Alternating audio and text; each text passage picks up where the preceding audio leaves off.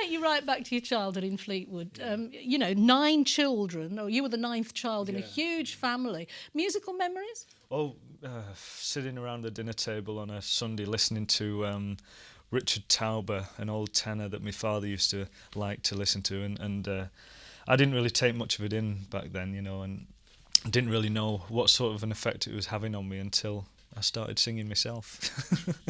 But obviously quite a lot of that went in subconsciously, as it were. It did. I mean, I always used to want to go out and play in the garden, but actually it got to a stage where I was staying at the table for longer and longer each week. Yeah.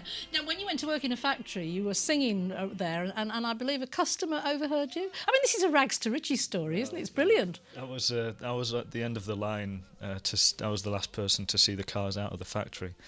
And so I was polishing away this car and singing along to the radio, and this guy whose car I was polishing stopped me and said, "You've got a good voice, you should try and make a career out of it." And so he said, "There's a company in London called the Doyley Cart who are auditioning for people in the chorus. You should go down and try it out." And a couple of other things had happened about the Doyley Cart previously. A teacher friend of mine had told me about it, and I'd seen an advert for them, and so I thought there's something telling me to go and audition for the Doyley Cart, so I did and got on. Did you know you had a good voice at that stage? I knew I could sing, yeah. I didn't know I could make a living at it.